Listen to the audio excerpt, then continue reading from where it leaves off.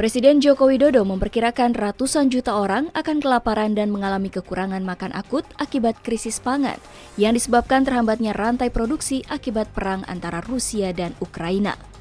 Jokowi menyebut perkiraan tersebut lebih buruk dari proyeksi sebelumnya yang menyatakan 330 juta orang terancam kelaparan dan kekurangan makan akut, dan dalam waktu 6 bulan, angka itu bertambah menjadi 800 juta orang. Pernyataan Jokowi ini keluar setelah mengetahui fenomena kenaikan harga pangan maupun harga energi. Tak hanya itu, akibat perang Ukraina dan Rusia serta pandemi COVID-19, dunia sedang mengalami krisis energi. Harga komoditas energi yang melonjak tinggi membuat pemerintah harus merogoh kocek lebih dalam hingga 502,4 triliun rupiah. Subsidi tersebut demi menahan harga energi tidak ikut melonjak seperti harga internasional. Jokowi pun menyebutkan negara manapun di dunia ini tidak akan sanggup menanggung subsidi sebesar itu. Subsidi tersebut ditujukan untuk beberapa jenis barang, diantaranya LPG 3 kg dan tarif listrik dengan kapasitas di bawah 3000 volt ampere, serta bahan bakar minyak jenis Pertalite yang kini dijual Rp7.650 per liter.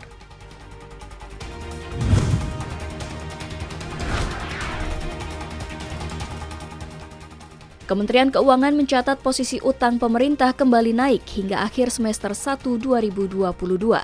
Berdasarkan dokumen APBN kita pada akhir Juni 2022, utang pemerintah berada di angka 7.123,6 triliun rupiah atau setara 39,56% terhadap produk domestik bruto atau PDB. Secara nominal, posisi utang pemerintah tersebut naik 1,69% atau naik 121,39 triliun rupiah dibandingkan dengan posisi utang pada akhir Mei 2022. Sementara itu, rasio utang pemerintah terhadap PDB juga mengalami peningkatan 39,56% dibandingkan bulan sebelumnya, 38,88%. Secara rinci, utang pemerintah didominasi oleh instrumen surat berharga negara yang berkontribusi hingga 88,46%.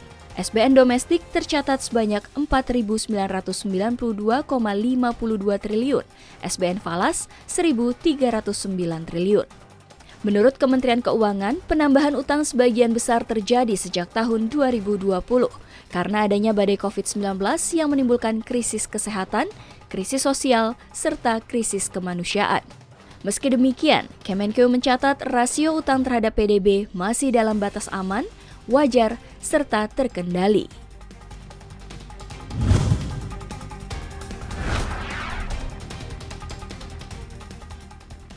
Dirjen Aplikasi Informatika atau Aptika Kementerian Komunikasi dan Informatika Samuel Abriani Pangarepan menyatakan pihaknya telah berkomunikasi dengan pengelola Yahoo dan Valve selaku perusahaan yang menaungi Steam, CSGO, dan Dota.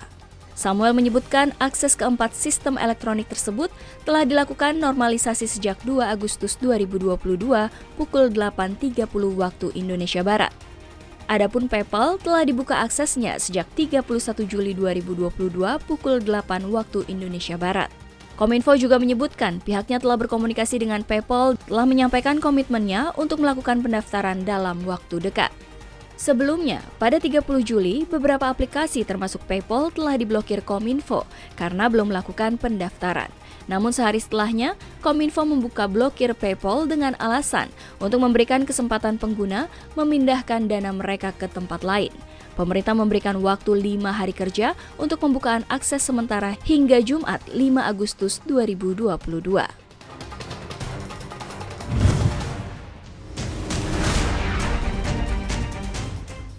Reserve Bank of Australia atau RBA di bawah pimpinan Philip Loy kembali menaikkan suku bunga sebesar 50 basis poin menjadi 1,85%. Kenaikan tersebut sesuai ekspektasi pasar, tetapi sebelumnya sempat beredar spekulasi akan ada kenaikan 75 basis poin akibat tingginya inflasi. RBA kini sudah menaikkan suku bunga dalam 4 bulan beruntun dan berada di level tertinggi dalam 6 tahun terakhir.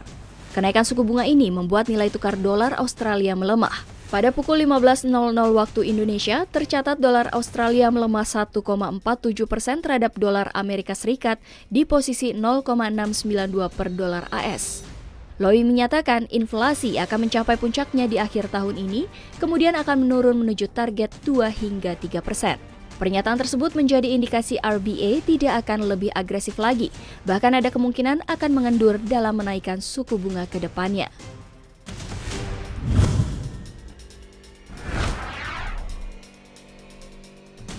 Inflasi Korea Selatan pada Juli 2022 melesat 6,3% secara tahunan. Angka ini merupakan yang tertinggi dalam hampir 24 tahun terakhir. Berdasarkan data statistik Korea, inflasi tersebut lebih tinggi dari Juni 2022 sebesar 6%. Sementara itu, inflasi Juli 2022 secara bulanan mencapai 0,6%.